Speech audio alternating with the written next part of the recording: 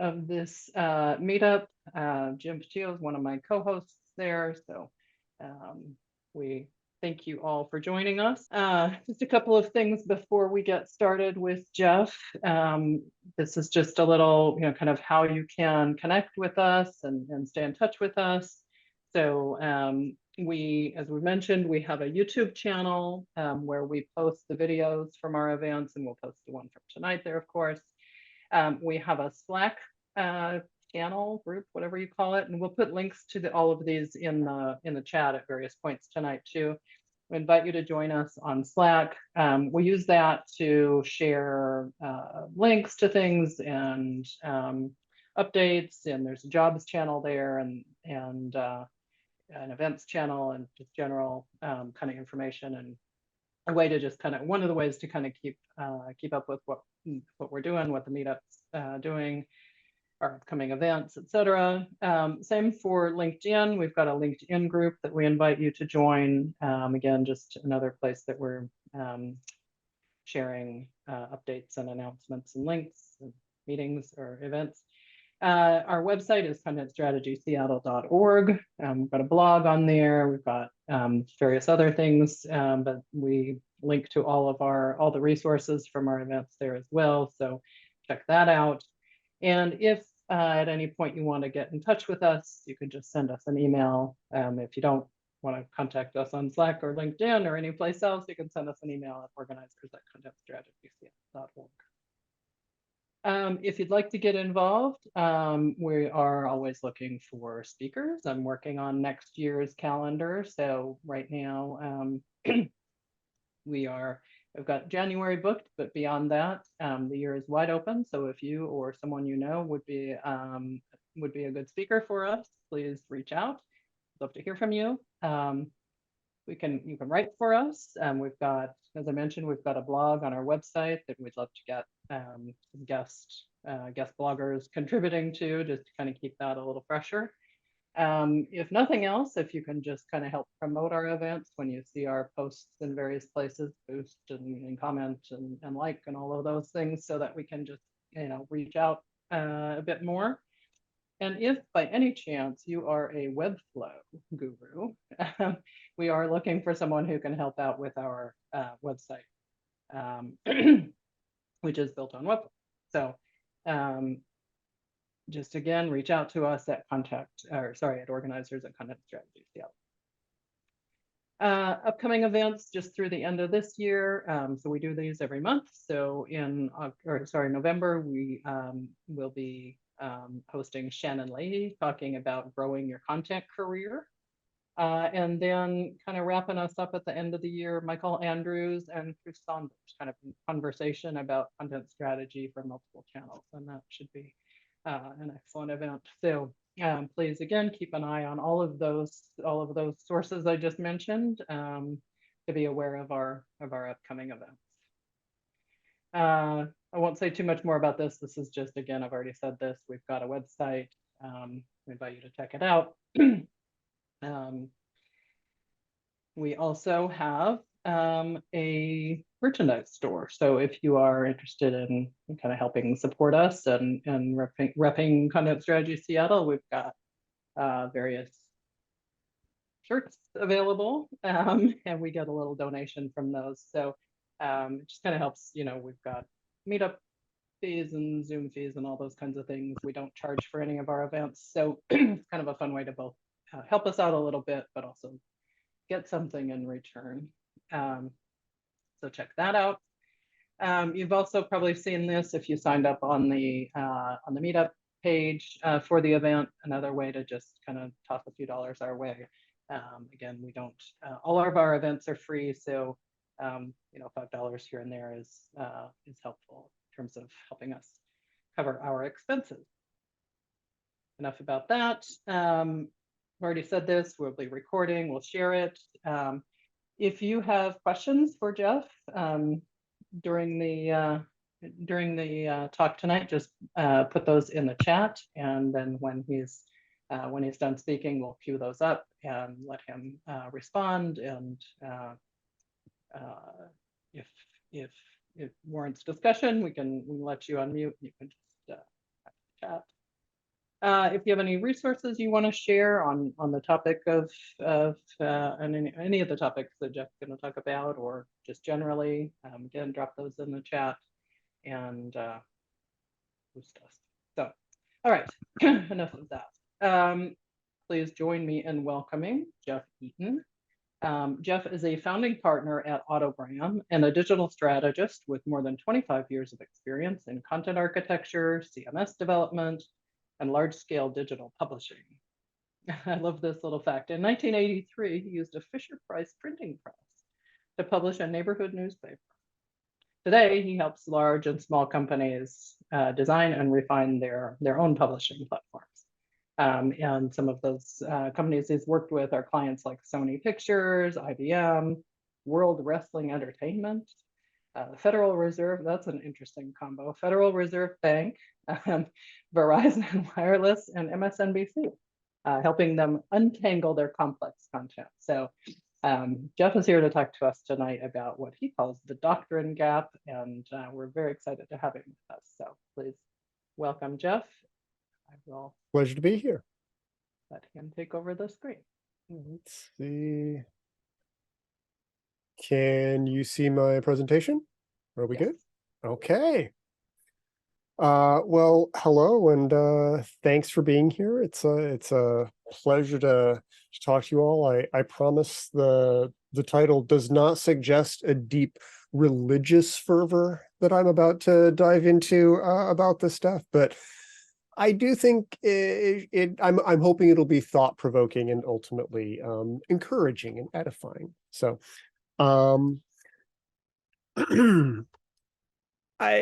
we talked, Paula briefly mentioned the different places that I've worked, and the kinds of projects that I've worked on.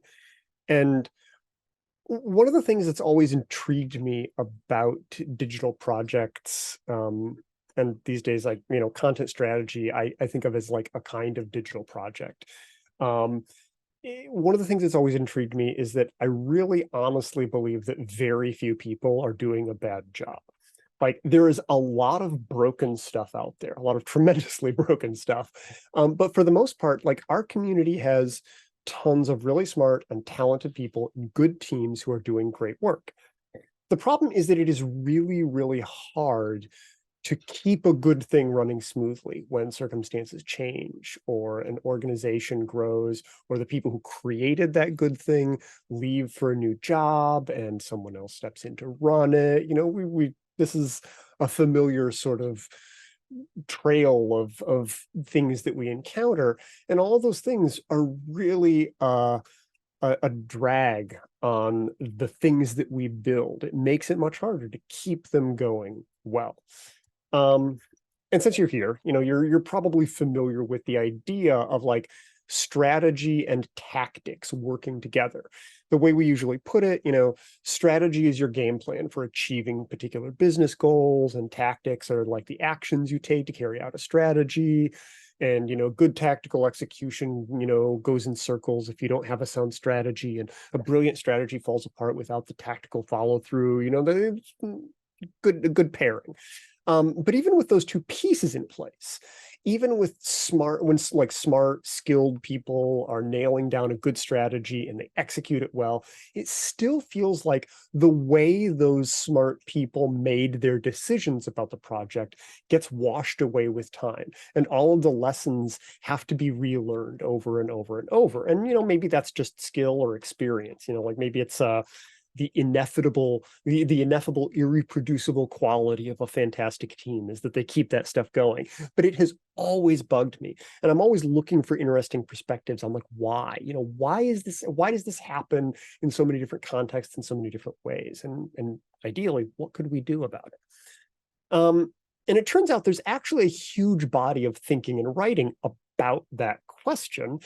And one theory that I like a lot is that there is this third piece called doctrine that describes your beliefs about how things work, like the constraints that your strategy has to work within, and the strengths and weaknesses of the tools at your disposal, and the ways your different teams support each other, and how your competitors pursue their goals. And the idea is that unless everyone is on the same page with that doctrine, that understanding of the context in which you're working, things inevitably run aground as soon as priorities shift or different people have to make judgment calls about how to solve new problems and stuff like that. And the good news is that, like, if your team isn't completely in flames, if it is, I'm sorry, you have my sympathies, but if it isn't completely in flames, you are probably already thinking about this stuff already. In most organizations, it's not done as deliberately or explicitly as strategy or tactics, but we can fix that. The bad news is that the reason there's a huge body of thinking and writing about this subject is that the strategy, tactics, doctrine breakdown is an integral part of military theory. And, at 6 p.m. after a day of work, I'm not sure anybody wants to hear what Hugo von Clausewitz wrote about the importance of artillery. And I understand that, so that's fine. So instead of talking about military history for the moment, we're going to talk about a mystery. Many years ago, like around the time that AOL was announcing a new set-top box for web browsing, that kind of puts my career into terrifying perspective. I had just started a new job with a nonprofit in the Chicago area, and they did a lot of training events, and they sold training materials via mail order. They had a lot of things going on, but I was doing the website. And things moved pretty fast in those days. And while they weren't paying attention, their website's buy training materials and download it online feature had turned into a fairly bustling e-commerce business. And they were moving about $500,000 a year in PDFs and MP3s without having actually planned for it, which speaks to their success as an organization, but also oh gosh, what do we do now with this website? The problem was that it was so hard to find stuff on the site that fully half of the sales required live assistance from their 800 number, which is fairly suboptimal. And I was hired as like web employee number 1, or the webmaster, as we called it in those days. And I was supposed to make finding and buying like digital training materials less confusing, among other things, like making sure it didn't crash regularly. I was very excited about this, hooray, I can do web things, this will be fun. And my first task was diving in to find out what kind of data we had about, each of our products. Like, do we have detailed descriptions? Do we have excerpts? Do we have the date of publication? What could we use to really like make things pop and organize it well? Do we have any of that stuff? No, we did not have any of that information. But what we did have was a vegetarian flag. For PDFs and MP3s. And after days of digging into sort of our wonky homemade CMS, which was like a stack of Perl scripts and Cold Fusion and VB script and all sorts of fun stuff like that, I discovered that we didn't actually have any way to store the name of a speaker who delivered a talk, but every single one of our files, PDFs, MP3s, or whatever, grainy little QuickTime movies, had been faithfully marked as non-vegetarian. And no one who built the site was actually still there. So it took a couple of weeks of asking around, and eventually one of the nonprofit's volunteers, who had happened to have gone to choir with the original webmaster, was able to clue me in. And she explained that they had never actually anticipated selling downloadable files at all. No one had planned for that. The whole thing was just built to sell conference registrations for their live events. But those conference registrations also came with a free lunch. So, you'd get a printable PDF of the ticket for the event, and you could turn it in at lunchtime. And it was marked as vegetarian or non-vegetarian. Thus, they could give you something downloadable that was marked as vegetarian. And as time went on, and they added downloadable versions of the actual conference materials, and then they made it possible to buy the materials even if you hadn't attended. And then they started splitting up the sessions and the training materials so you could buy them a la carte. But under the hood, the website was still just humming along, happily selling meal tickets. until I arrived and was told, you should improve the product information. Now, we went on to rebuild the whole thing from scratch and make our own different and fascinating and innovative mistakes along the way.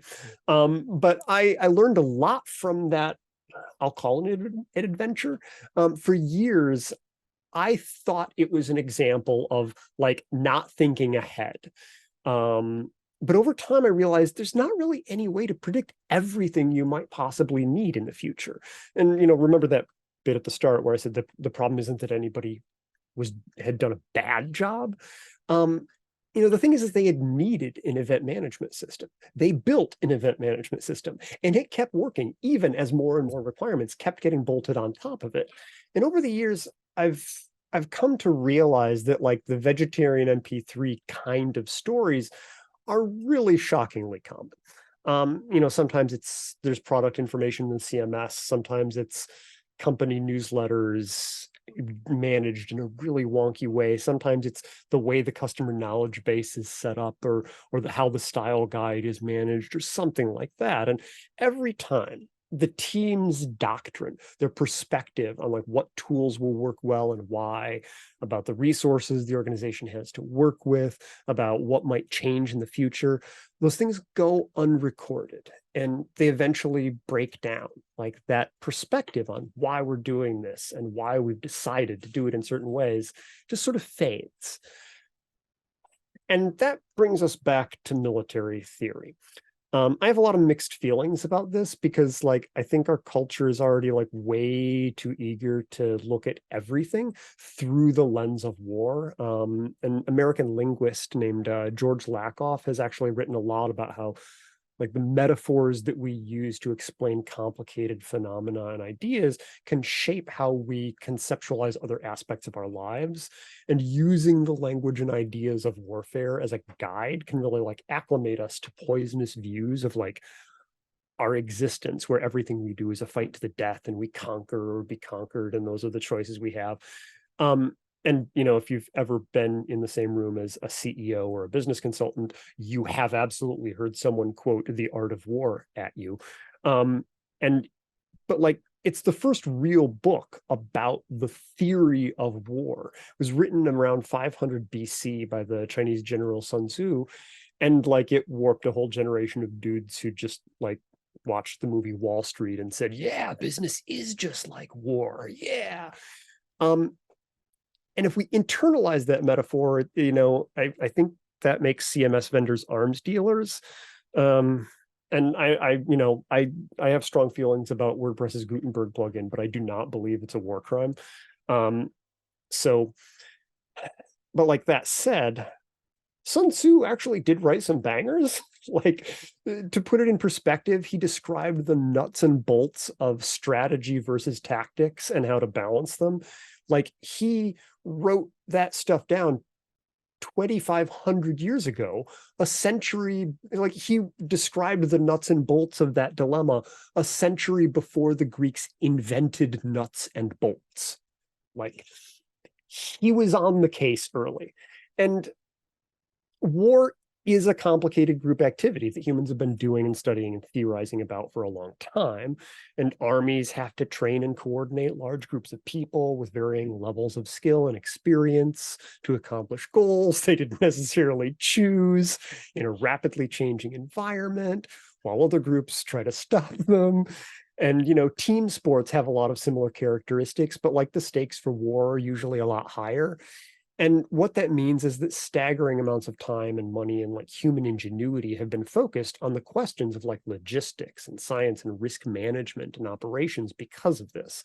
Like the US military's research brought us Cheetos and like the McRib sandwich. And, with some significant moral and philosophical caveats, I think it's worth studying what other kinds of insights those efforts have produced. And that's what we're kind of going to try to attempt here. We'll make content doctrine our Cheetos. I'm not sure about that metaphor, but we'll roll with it. So with that caveat, something I find fascinating is that the idea of military doctrine as a distinct field of study, it arrived in about like the 17 to 1800s. And just because, like, despite our long history of talking about war in general, the idea of doctrine, that sort of, belief about the environment, that's a relatively new innovation. It emerged during a period of very rapid change when a couple of independent trends were all kind of converging. First, Europe as a whole had spent a couple of centuries colonizing the planet and busy stealing the world's curry and spices and relics. And they were flush with money and had a keen interest in maintaining large standing armies. They could afford them, they could justify them, but training them at scale turned out to be a nightmare. And secondly, changes in technology, everything from like widespread use of gunpowder to steam trains. Those changes were radically altering what kinds of tactics were viable. Effectively coordinating lots of different groups of people at a distance became way more important than simply being able to mass the biggest army. And what even constituted like a good judgment call if you were in charge was changing rapidly. And third, and this is the fun one, the ubiquity of the printing press and mass literacy meant that a new generation of soldiers was sitting down and like writing their giant tomes about how armies ought to operate. They were documenting the lessons they had learned about what worked and what didn't, and what principles should stay consistent and what tactics should change based on context.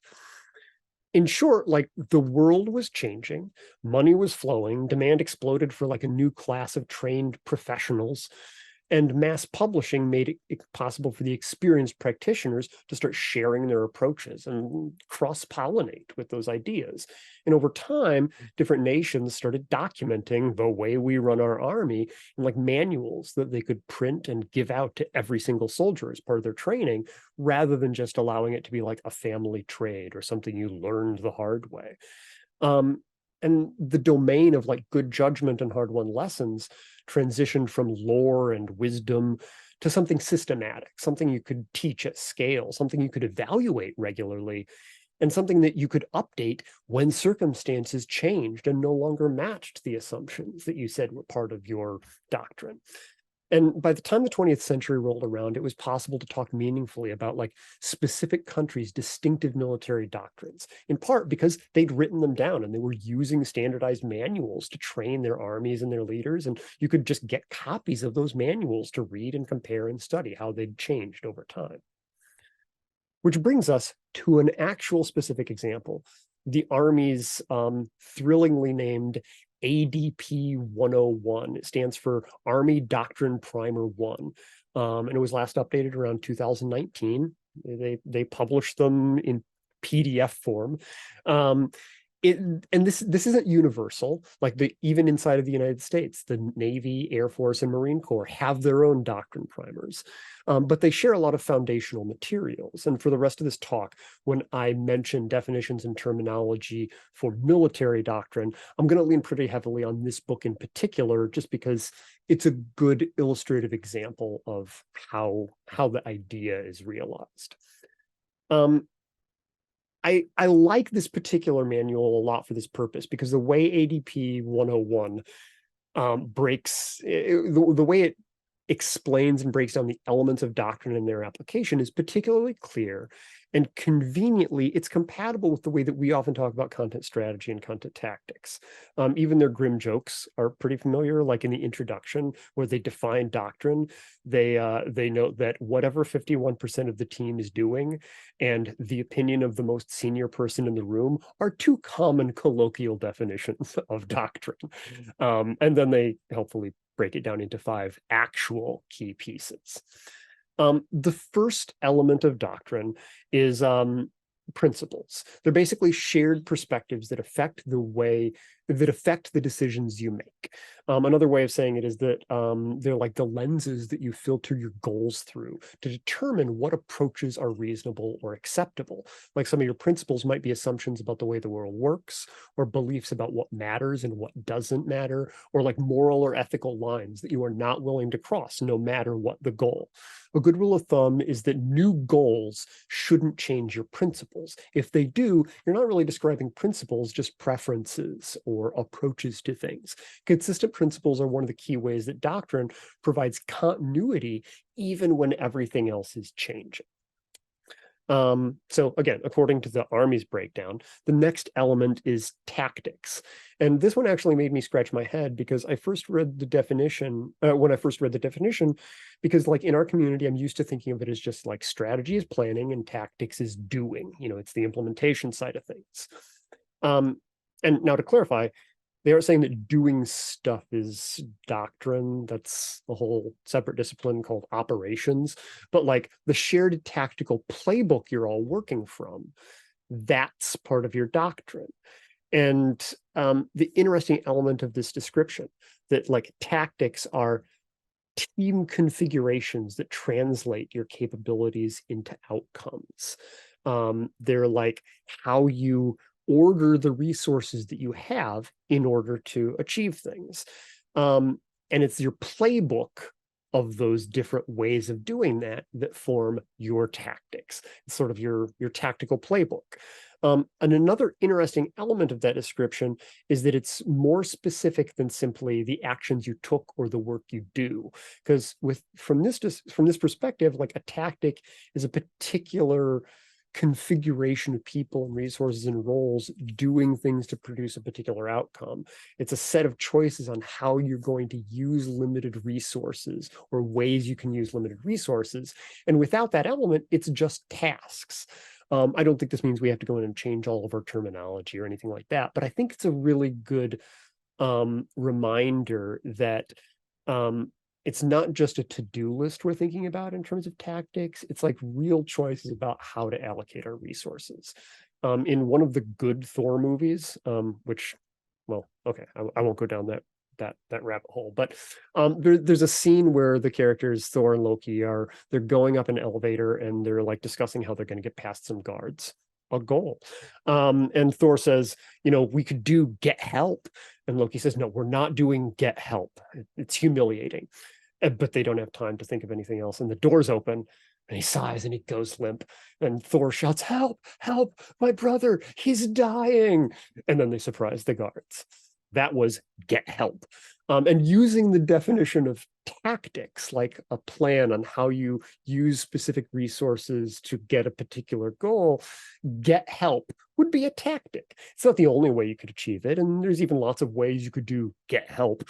But it has specific fundamental elements. You need two people, it requires you to commit both of them. It requires the element of surprise. You might come up with different variations of it that you choose based on circumstances, but that tactic, like that particular shared playbook everybody can work from to understand their role and how it operates in relation to everybody else in order to achieve the goal, that's get help. And that's how the Army thinks of tactics. It's like that playbook you can call on and say, okay, you're doing this, let's go. And that's pretty useful, I think, when doing some of our planning. The next element is the idea of techniques. And they basically describe it as like non-prescriptive ways of doing a particular task. Like, here are 5 good ways to do X and their strengths and weaknesses. It's up to you and your team which one you would do if a particular thing needs to be accomplished, but here's some good ways to do it. I like this way of capturing them because as an industry, it's really easy for us to get invested in the idea of like best practices and like best in breed tools. And the whole idea of doctrine is that best is kind of a trap. Awareness of strengths and weaknesses and good contextual fit is where the real action is at.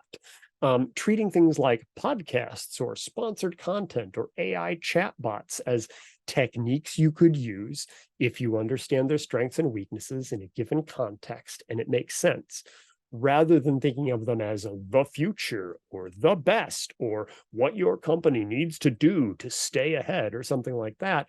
That puts a lot of conversation with both like vendors and stakeholders in a very different and much easier to address, kind of context. The fourth element of doctrine that they describe is procedures. And that's like standard detailed steps for performing a specific task. And so far we've touched on a couple elements that, inherently rely on like judgment calls and context. And on the flip side, good doctrine also captures the stuff that cannot vary, like product returns happen this way, period, full stop. Legal compliance requires pages go through these steps before they are published. That is not a suggestion or a way you might do things when you're publishing. That's the procedure. That's how it's got to happen. And capturing these things explicitly allows newcomers to understand where they do and don't have flexibility in approaching things. And that leaves more bandwidth for the judgment calls and the contextual decisions that need to be made when they don't have to worry about how. They just follow the instructions when it comes to the procedural stuff. And then finally, the fifth element is one that I'm guessing is somewhat familiar to everybody here. It's shared terminology, aka taxonomy. And I will say one of the things that deeply amused me was that chapter 4 of the Army's ADP 101 book is just a big old guide to taxonomy. Everybody loves the taxonomy. And it matters because like part of the work of coordinating is making sure we're all speaking the language, that when we don't that we don't have different ways of talking about the same thing or confusingly similar ways of describing different things. Like if each team has something that they call get help as a tactic, that's a problem, because when somebody says let's do get help, they're not going to be on the same page. And that's essentially what they see the role of taxonomy serving in doctrine. And I find that really fascinating because often doctrine sort of floats in a weird, uncomfortable place between like the content model and the plan and the content itself. And thinking of it as a doctrine about how we divide things up and how we determine, what's going on and how we get on the same page, putting in a doctrine, I feel like it really works. It works well. One of the fun parts of this is also that as a taxonomy nerd, how the Army breaks things down is detailed here. Like they have internal facing terms, like when we say roles, what is a role and what is a capability? And then they list a bunch of roles that people can have and a bunch of capabilities that groups can, have. And so that when we say, we're very good at X, everybody knows what X means. And there's an unambiguous definition of that if anybody's confused. And you can literally point to the manual to say, when we say we have this capability, this is what we mean. They also have external terms, or like words used to describe the context in which they exist and work.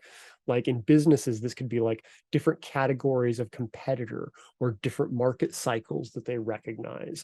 For the Army, it's like different kinds of literal terrain and climate. So they can say, we're going to Savannah. And, that's what we're going to be dealing with.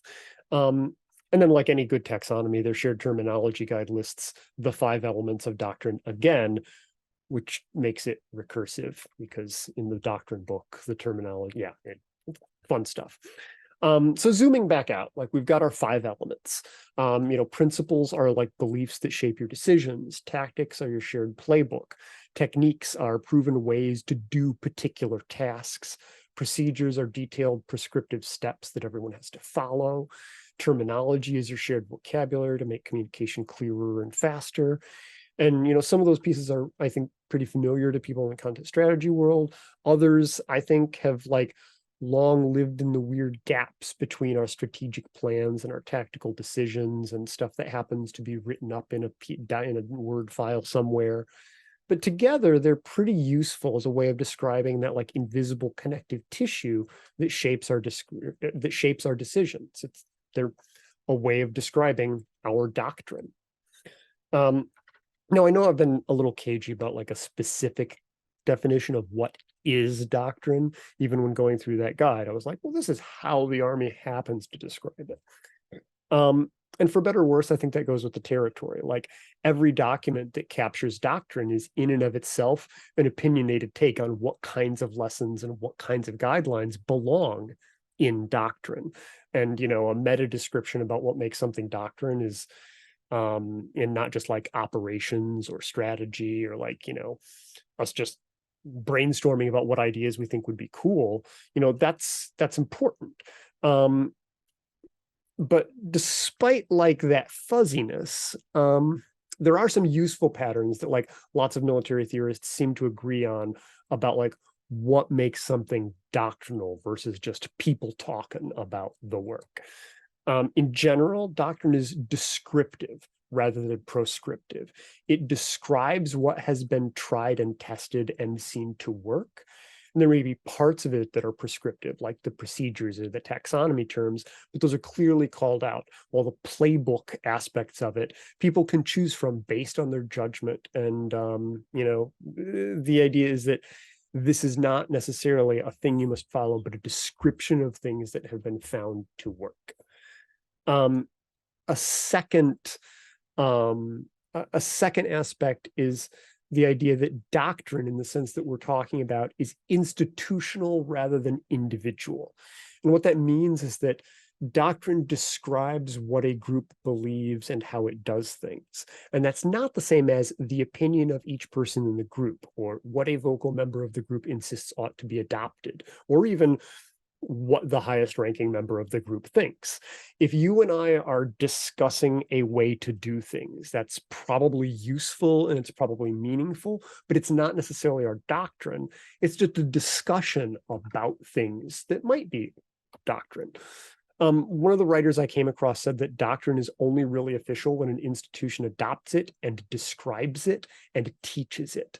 And I think that might, for certain institutions, that might be, a good line to draw. I think that articulating the invisible and unexamined doctrine of an organization can be really important, even if they haven't yet officially adopted it and described it or are teaching it, particularly in the early phases of grappling with some of these questions.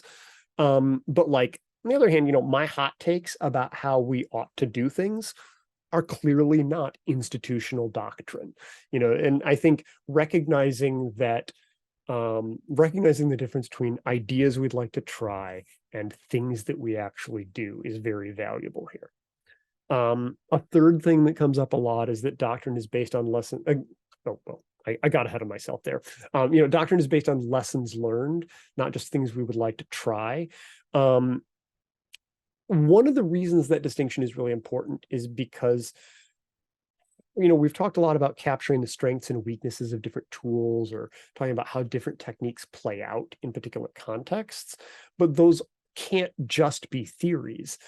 By definition, they are lessons that have to be learned, and they can be learned by your team, or they can be learned by studying what's happening on other teams, or by listening to folks who've been around for a long time and they've tried it themselves in the past.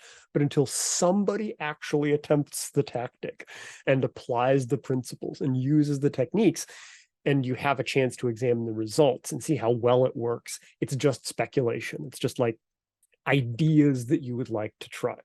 And that process of ideating and experimenting is valuable, but it's not yet doctrine. So yeah, that's a useful distinction. The next idea, and we're getting close to wrapping this bit here, but the next idea that I've talked about before in the context of content strategy is the idea that it evolves over time. That different parts of doctrine change and evolve at different speeds, that different pieces have different rates of change.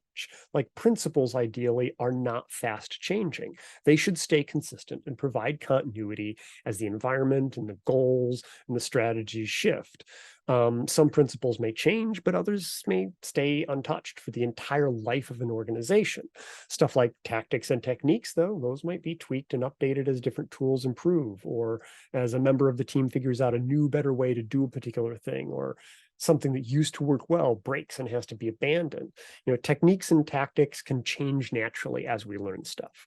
On the other hand, procedures, while their instructions might be rigid, the procedures themselves are in no way sacred. Like if the steps needed to set up a new hire's account in the CMS change, well, the procedure changes. That's it. It is different now. full stop. Those can evolve quickly. And the key is just making sure that they are documented. There's no hand wringing or consensus building needed. And the idea of like pace layers existing in our doctrine can be useful and important because it can guide us towards the practice of like re-examining different parts of it and re-examining different assumptions and lessons that we take for granted on a somewhat regular basis. Like, okay, we've been putting lots of energy into making sure we had high engagement on Twitter before our events. Is that still doing what we think it does? Is that, has something changed over the last couple of years about that? Yes. And, capturing what assumptions drive those decisions helps you reevaluate when the environment changes. And that speaks to this idea of doctrine being like part of a feedback loop. That the idea that iteration and reexamination is important. And that brings us to a final point, that doctrine doesn't stand alone. It's part of a loop that we are in which we're continually learning what works and remembering those lessons. It's easy for us to like think of strategy and tactics as like a hierarchy, or even worse, like a hierarchy of authority. Like it starts with a CEO shouting orders, and then that gets turned into strategy, and then that filters down to tactics, where like grunts in the mud make newsletters. And the idea of doctrine as a shared perspective is a challenge to move out of that hierarchical view. And like the lessons that get accumulated and become doctrine don't originate as heated boardroom arguments generally. They're learned down in the mud, where grunts are writing newsletters and watching the open rates and figuring out what works, or we're writing press releases and transcribing podcasts and answering calls in the call center. That's where stuff is really being learned. Valuable lessons are being discovered. And that's what I think of as the feedback loop.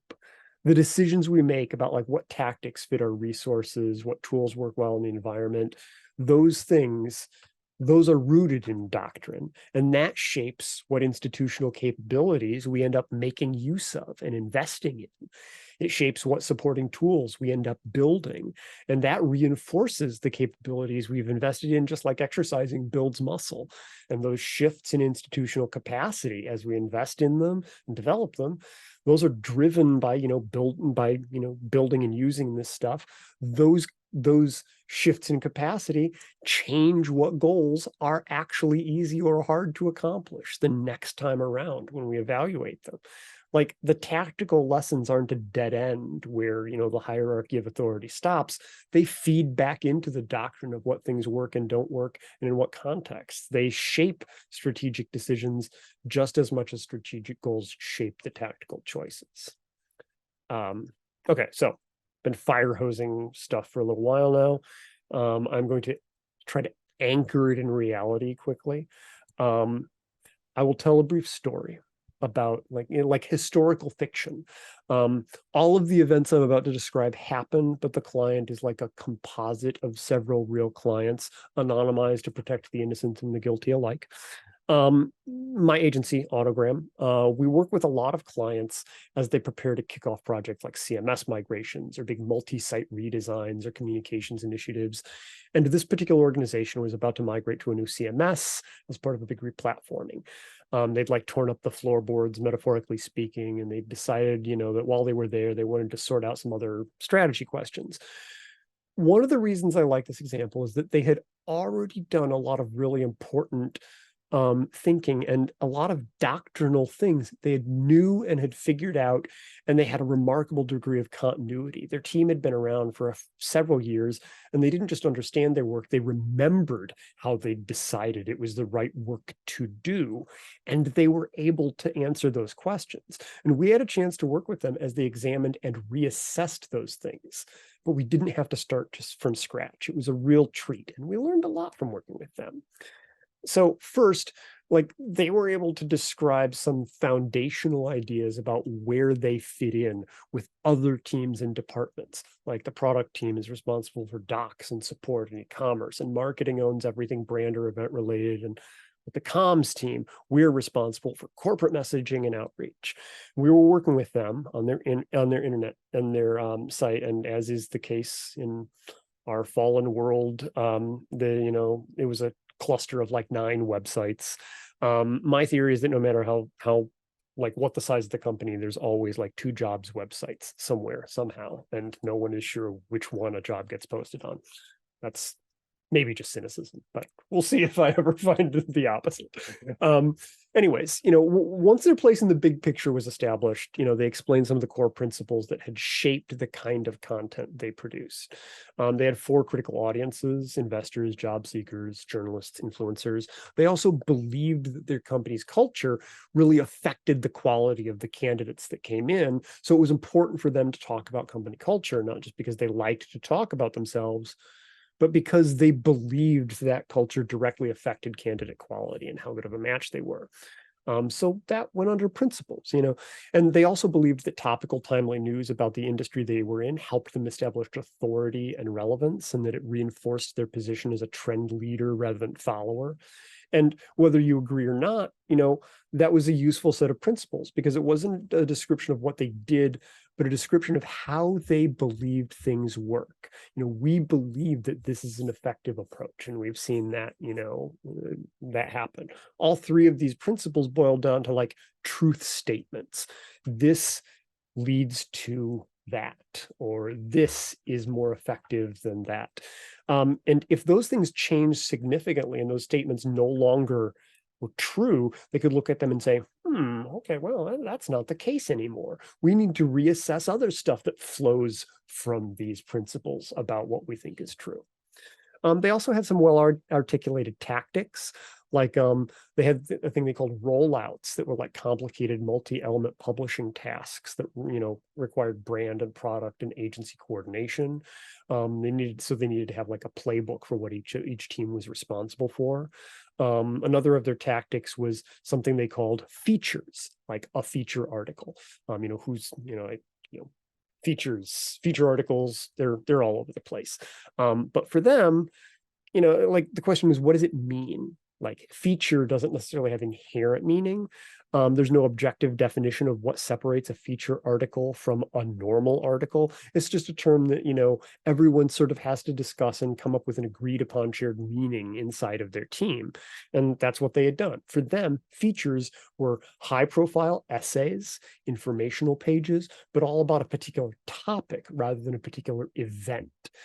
Features were the responsibility of the comms team, and they scaled up and down based on how important the topic was in their particular strategic roadmap that year, and also based on like what resources and budget they had in any given time to invest in producing feature content. They had a playbook for features, but like the resources they had to produce any one could, vary from month to month. So like that made features a very useful word once there was that core definition that they could use. The techniques, different ways of doing a particular task. This is where things really started getting interesting for me. We dug into this question of like, okay, so features, they scale up and they scale down based on need and resources. Well, it turns out that was actually one of the big challenges they faced with their old CMS. The range of variation across features meant that like one size fits all CMS templates were either overkill for simple features or way too samey for the really important ones they wanted to pop. So we worked with them to identify like what distinct things they did to scale up or scale down those features. Like if we had the resources, what would we want to be a part of a feature? Here are 5 things we vary about the structure of the story, or 3 things that we could invest more time and resources in if we had the opportunity. Like maybe we'll hire a photographer instead of using stock photos, or we'll allocate an extra week or 2 for the writer to interview people to flesh out some perspectives in the story. That was like the tactics they would use if they wanted to scale up or down a feature. And describing those things as techniques rather than just like parts of the work, those became clearer and easier to explain both to new hires and to their CMS developers as points of variation that needed to be accounted for in their concept of a feature in the CMS. It helped them clarify what they wanted, think about new ways to accomplish those goals, rather than just saying, well, we need the CMS to be more flexible with features. They were able to say, here's our core list of, 6 techniques we need this to be able to support. And that was really valuable. Their procedures, the stuff that fell under that category were primarily things like, rules for publishing investor call summaries, no judgment calls there. They have to get published in a particular format, specific time, or the government will fine us, things like that. But it also included stuff like a new editor for the CMS requires this particular training, and IT has to do these 4 steps before they can log in. It always gets captured somewhere. And when it comes to taxonomy, I have to share one of my favorite details. When they talked about the way features could be scaled up or scaled down, they started to use the term like glamming, like we're going to glam this piece up. And I loved that. And it became part of their official taxonomy. So whenever somebody said, oh, we're going to need to glam that up, it's like, oh, that's documented. That means we will be adding one of these 7 core elements to the feature story. And that meant when they talked to agency partners, they could easily point to that and say, that means we're going to need 3 pull quotes, a headshot, and an extra gallery of product shots. Glam. So what gave them in this process of pulling together a clear articulation of their principles and their shared tactics and the techniques, like what this gave them was a shared body of knowledge they could document, they could train with, they could build things against that. They could review it on the regular to be sure that they still agreed about these things. It gave them a consistent way to talk about highly variable content and to describe what they needed in their new CMS, when previously they'd only been able to talk about flexibility or the need for more designs in a very generic way. It also allowed them to talk to other teams inside of the organization and their higher ups and say, well, here's what we're working with. We need a bigger budget so we can invest in these specific tactics, which improve our results by X and Y and Z. It made a lot of things that were implicit and that had to be communicated sort of by vibe much clearer and more explicit. Also, thank you to the 2.5 people who get and enjoyed the joke on this slide.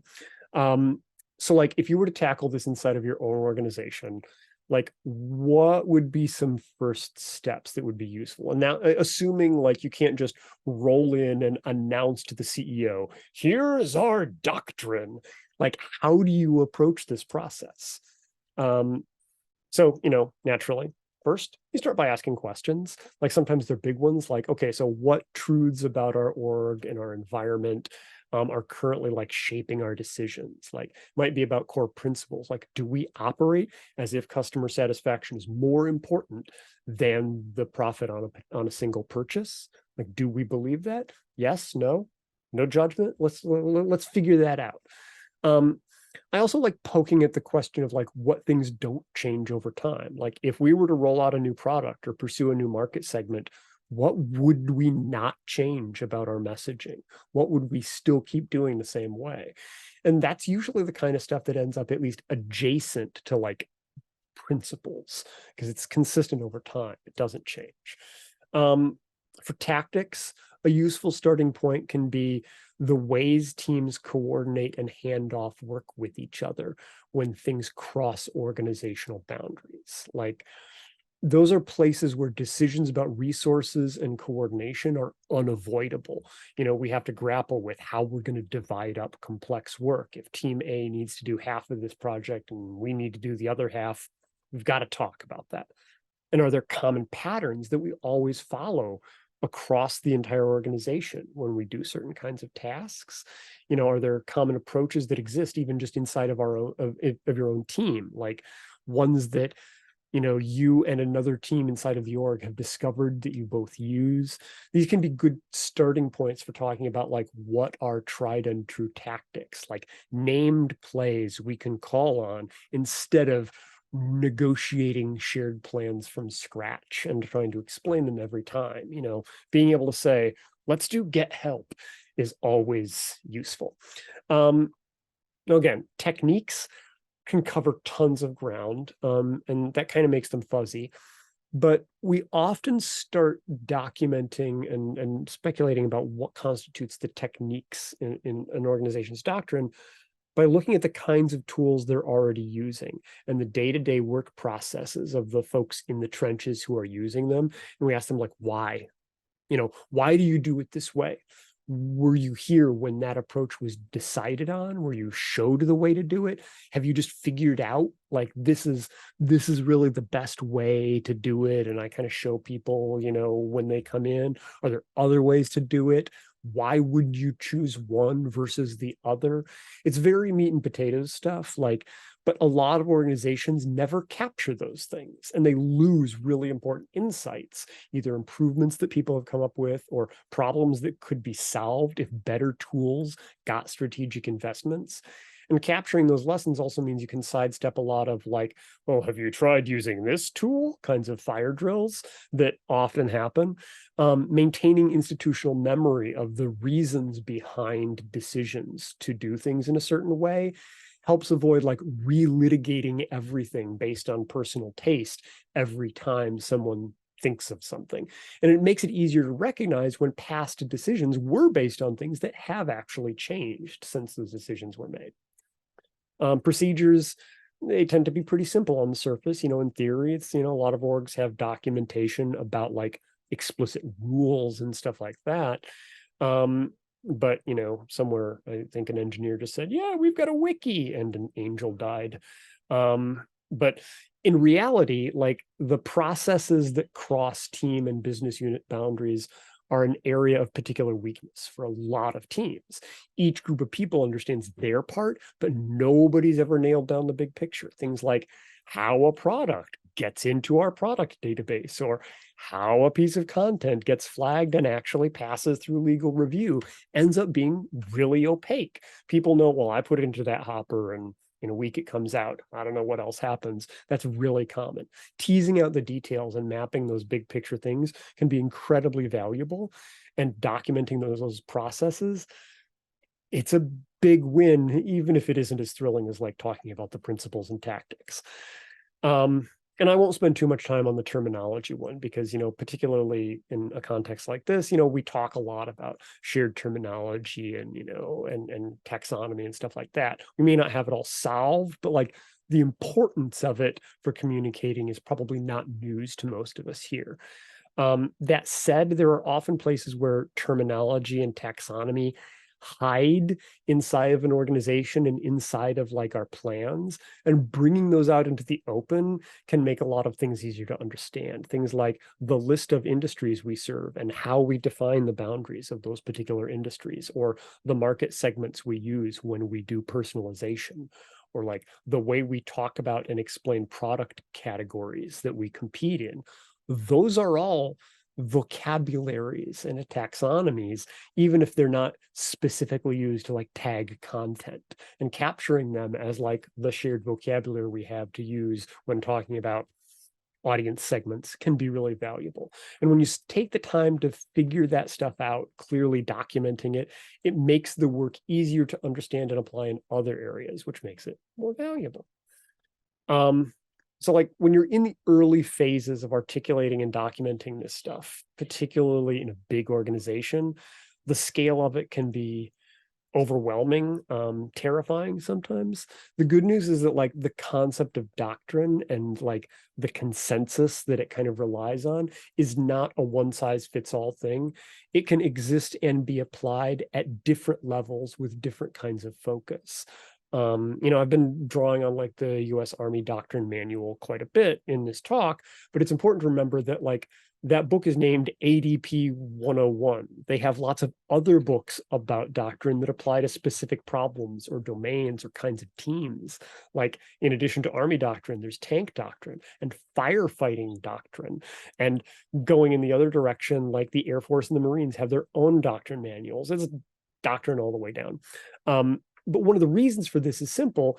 It's because the playbooks and principles and procedures are different for different kinds of problems. Manufacturing and fulfillment is concerned with different issues than marketing. They have different accumulated doctrine, but a level up, the entire company has doctrine about how all of them work together. And you start by nailing down your project or your team's doctrine, what your beliefs about how things work are. And that can help other teams see the elements that they share with you and what elements are different, sometimes by necessity, because you're doing different kinds of work. So finally, like the idea of like teams learning from each other as they develop their internal doctrine is really important. Because you can do that even if the other teams haven't consciously documented their doctrine in one place. Like core principles and perspectives are often trapped in places like the introduction to the editorial style guide, or in case studies about how particular client problems were solved, or in like the documentation for your company's design system. And sometimes it's just aspirational fluff, but like we can look for those places where a big idea is being explained and say, is this articulating a really critical perspective? What do we think about that?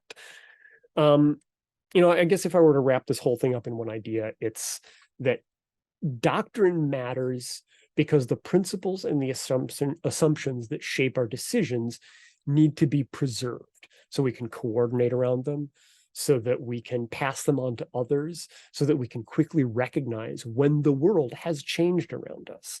And, I really hate the idea of like carving out new terms for things, because there's a million of those, like branded terminology ideas going around. But I also believe that naming something makes space for it. And that's what content strategy did for like a whole generation of us. And I think that there's a real need for this particular discipline that's becoming more and more apparent. And over time, it's become, a more significant part of how Autogram tackles how we help organizations find answers, because, without it, we're just pouring more answers into the pool. And, there's a lot of those floating out there. And they all have a half-life, like a window of time where they're still relevant. And the more we help teams articulate the doctrines, the better equipped they are to grow and self-assess and make good decisions on an ongoing basis in a changing world.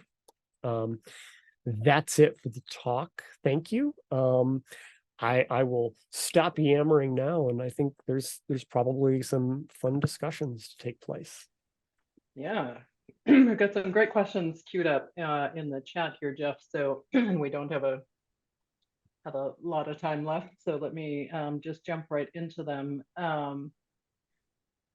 Just go to. So the first one was from Tim Carmody, saying, for Jeff, is the religious conception of doctrine relevant to this discussion, or is it a red herring to the military's use of the term?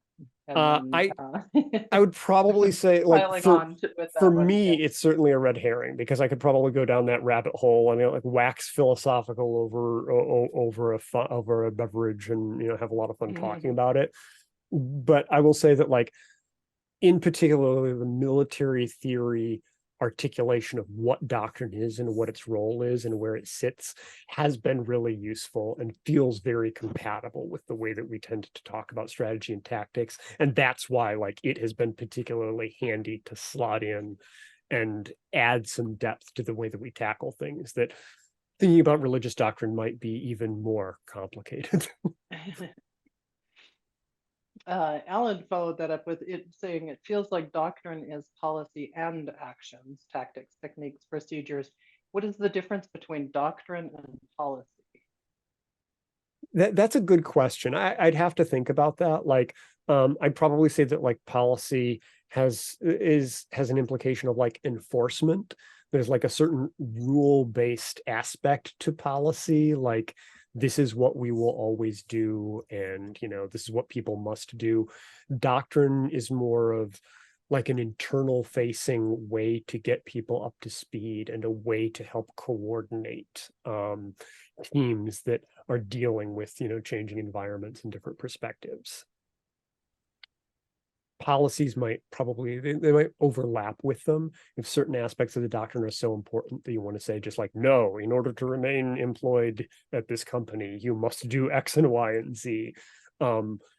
So yeah, there's probably at least some overlap there, but yeah, they definitely have different flavors, I think. Thumbs up from Alan there. Okay, Kate has several questions here, starting with, how do you make a case for doctrine if your organization often shrugs it off as work about work? Or what do you do to get people to adopt doctrine? thinking of confluence pages that get written once and never looked at again. Uh, It's like you were yeah, saying, when the engineer says we've got a wiki and an angel died. and that's Yeah. that's where content goes to die, the wiki. Yeah. Um, I so for those of us who spend a lot of time doing the work, it can be deeply fascinating and like feel enriching to like start articulating it and describing it. But it's not necessarily as intriguing and fascinating to everybody else. So like that's sort of where some of these problems arise. But I've almost always found that like when there are real problems arising, because like, oh, well, these two teams weren't on the same page, or I think actually these two teams have grossly incompatible messaging that they're using in different sections of the site. Part of that's a style guide issue, but I think it might also be about they have some deep disagreements about what works and what doesn't.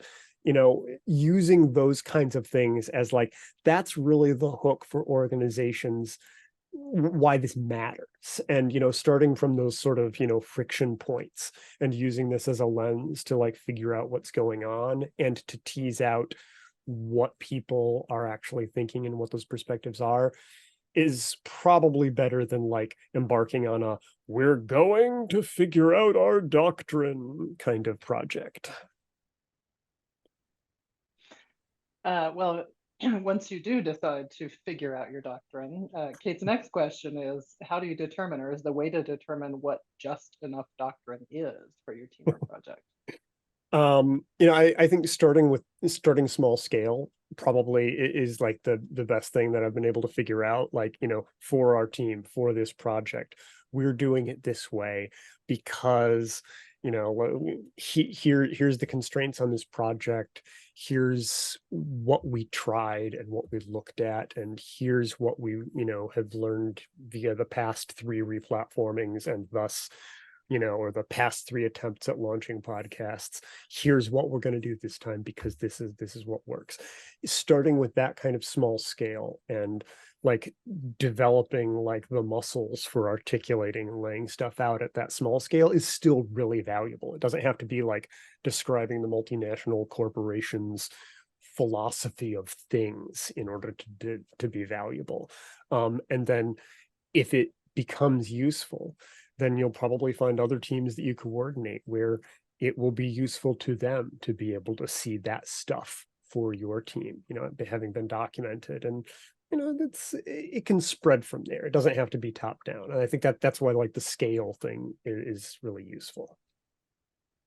I actually, I'm going to follow that up with a question of my own, which is kind of on that note. So we talked about, the dreaded confluence page or the wiki or whatever, but just kind of tactically, how do you document this stuff, and in a way that doesn't become that confluence page that nobody ever goes to look at again? Yeah, and honestly, like that's actually one of the good reasons for the sort of tiered approach that's taken. Like the Army Doctrine Manual does not cover firefighting. It does not cover how you use tanks. The tank manual does not attempt to cover how you do sea landings or anything like that. It's like you write what is actually going to be useful to people in a particular context, and what like training new hires or something like that ends up needing. And that's one of the original drivers for like this concept of doctrine becoming more codified in the military. It was, oh my gosh, we've got to train tons of 17-year-olds. We've and that's how the Army produced a 16-page guide to taxonomy for 17-year-olds. But yeah, it's like producing what's going to be useful for the needs of a particular context and not trying to grow it into the all-encompassing, all-explaining guide to everything. Like breaking it down into those sort of, that's the sort of hierarchy of detail can be useful. But sometimes if it's like, if there isn't a lot of turnover and you're just kind of making sure that the next time this happens, you've recorded the lessons, sometimes it may sit around for a year until somebody needs to go back and consult it or something like that. Or you can try it out and say, haha, we did this a year and a half ago. Here's the lessons we learned. Like, if nothing else, it can be a slightly more purposeful version of like the post-mortem after the project launch discussion, trying to capture some of those things, thinking of it as like an investment in future, not having to learn the same lesson over and over, rather than just let's talk through our feelings about how switching CMSs went. Well, I wonder if there are opportunities ever to sort of almost like embed that doctrine into wherever people would go to learn the processes or the procedures or tactics. Particularly procedures, yeah. Like, Yeah. oh, I need to get an account on the CMS. Haha, we have a guide. Right. Yeah. Okay. Sorry. Jumping back to our audience questions here. So actually, as a kind of a follow-up on that question about just enough doctrine, Jill had a comment, which is, I feel a tension between actual and ideal doctrine. Seems there is sometimes a gap. Also conscious versus unconscious. Oh yeah. Yeah. I mean, and like that tension is where a lot of those meta discussions about like, is this really doctrine, or what ought our next round of updating the doctrine manual look like? That's what those come out of, even in the world of military history, where there's like 100, 200 years of practice cranking out books on this. The running joke is that like, there's a lot of people who love making 200-page books about doctrine, and whether it has any connection to what actually happens on the ground is somebody else's problem. That's the dark side of any attempt to figure out and document and communicate this kind of stuff. It's like, yeah, the tension between what's written down and what's actually true is, I think, always going to be there. And I think that's why like that starting at a small scale can be helpful, because the temptation to get like sort of, philosophical and articulate grand principles is more tempting the higher up the org chart you go, I think, where it's like, hey, we're talking about what works for the newsletter. We've got some thoughts, but also there's just a lot of, we've got some bumps and bruises that we want to, make sure we write down how that happened. That can be useful. But like that idea that I mentioned of the feedback loop of like, yeah, okay, the stuff that we wrote, does it still match up with like what the people in the call center are experiencing? We say X works better than Y. Do they agree? Do they think that's true? That's why like treating it as that kind of feedback loop makes sense. And, making sure that you don't get over your skis trying to articulate a bigger doctrine than you actually have the capability to test and to evaluate and get real world feedback from. Because if all you're doing is talking about how we think things ought to be, well, then you're back into that realm of, we're talking shop. It's not really doctrine yet.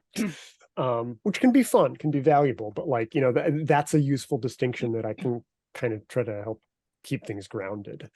And yeah, conscious versus unconscious, same thing. It's like, here's what we do and here's what we know we do. Kind of on the topic of that feedback loop, I just kind of looking ahead, and Alan had I think a really great comment here, which is my rule of thumb: before writing a document, get the name of at least one actual person who needs to read it. Yes. Fantastic. Yeah. One of the best policy or procedure guides I ever read.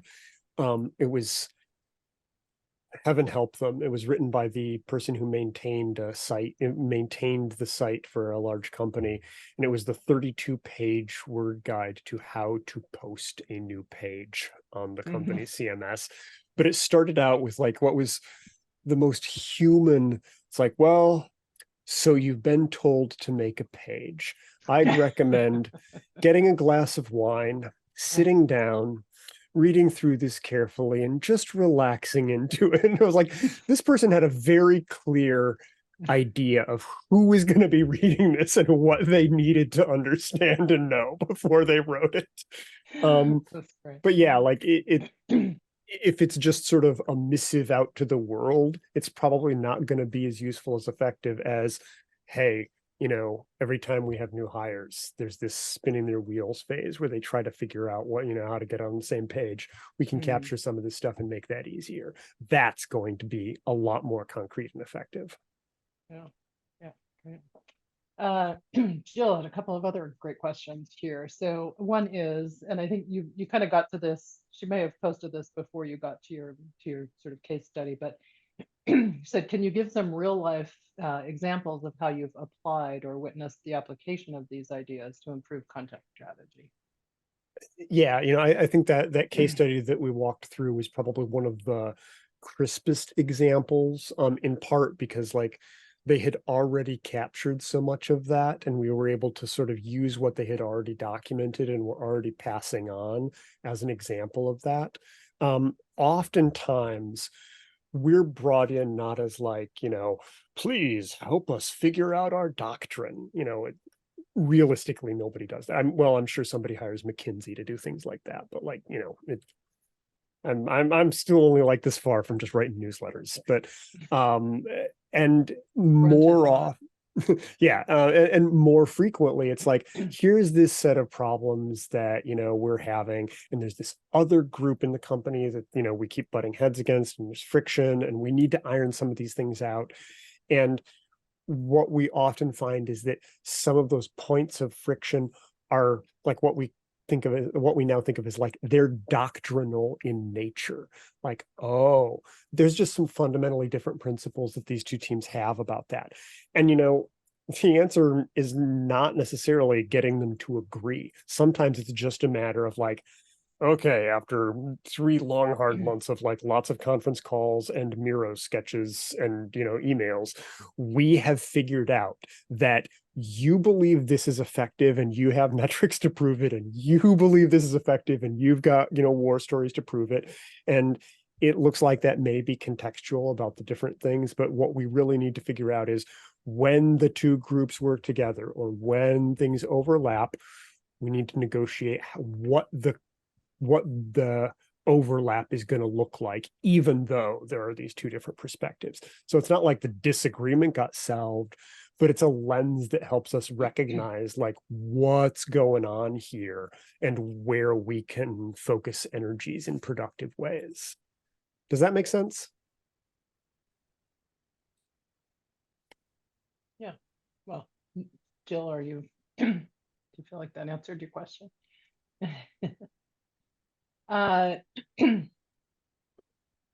Jill had another question, which actually I think is kind of like in the scenario where an organization has actually sort of adopted a doctrine. So would you say an organization's doctrine is synonymous with its company culture?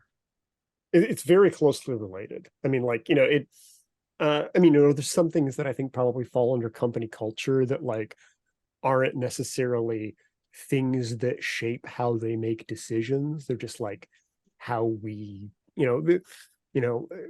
they're just like how we, work hard, play hard. It may not be a doctrine, it's a cliche, but it may not be a doctrine. But like often you will find stuff that falls under like those principles and stuff like that. And you're like, oh yeah, actually, whether it's one of those mismatch between what we say and what we really do things is another question. But like, that idea that's there in your company culture is definitely a doctrinal belief. That's a principle about how you approach that you consistently use, even when goals change and, strategies change. You keep using this particular sort of lens to judge what you ought to do. That's company culture, but like we could also clearly say that's doctrine. So yeah, if a company has done a lot of thinking about what our company culture is, then that's usually a great place to mine for for at least candidates for what those principles are. And sometimes looking for mismatch between stated principles and what actually gets done is a really good place to look for starting points for doctrine. Yeah. So Ralph had a question. So policy is top down, while doctrine is more bottom up. Yeah, it's I had a discussion with a friend who was who spent 4 years in the Navy, and I'm when I first started researching this, I mentioned the the connection between doctrine and strategy and tactics. He's like, oh yeah, it's we all read the book, you got to do that.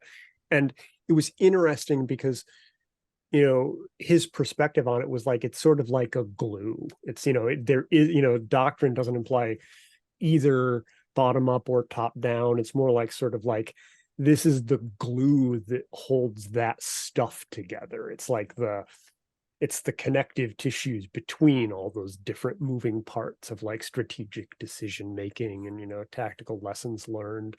um I don't feel like I'm in a good place to have a strong like yes this is what doctrine is kind of opinion, if only because there's you know there's a million different opinions on it, even inside of that little community. But I think that like idea of it as like it's it's the water we're swimming in articulated, can be helpful, um and keep it from like being tied to that sort of hierarchical understanding of like where the stuff comes from. Interesting. Musing on the water we swim in. That's great. All right, we're just about at time here, but I do want to say, or I do want to just, Jill had another great comment here, I think, which is also I've seen people not admit the doctrine that governs their actions. They have beliefs about themselves and their organization, but their actions contradict. And then a little Yeah, that discussion following that. Yeah. I would agree that happens a lot. And and again, like even in the world of military doctrine, where like every 4 years they crank out a 250-page manual that is literally approved by Congress, you know it that there's lots of debate about that very issue, and it takes a practice of like self-analysis to a certain degree to say, is this really true? Have we like, have we sort of glossed this up a little bit to make ourselves feel better about how we're doing things? The more of that happens, the less valuable the doctrine actually is, because it's farther from the true lessons that have actually been learned. But yeah, I think that's always a threat, whenever you do this kind of assessment and investigation and thinking. Well, and another reason to do that, to implement that feedback loop that you're talking about. The call and center Alan's usually has comment. very little patience for those high concept vision statements. Yeah, yeah. And back to Alan's statement about making sure you actually have an audience for the things that you're creating. Okay. Well, we're pretty much at time here, and people are dropping off, so I want to just take a quick moment just to thank you again, Jeff. It's been a really, really interesting conversation. Thanks everybody for being here tonight. Thanks for your great questions and comments. We'll get the video of this up on YouTube sometime in the next week or so. So if you want to review any of it, I know I'm going to want to go back and look at some of the slides, and or share it with any of your colleagues who didn't see it. This is really powerful stuff, and I think. And thanks so much for the fascinating conversation to follow. A lot of good questions and thoughts about it. Yeah, absolutely. All right. With that, thanks everyone, and hope to see you at another event.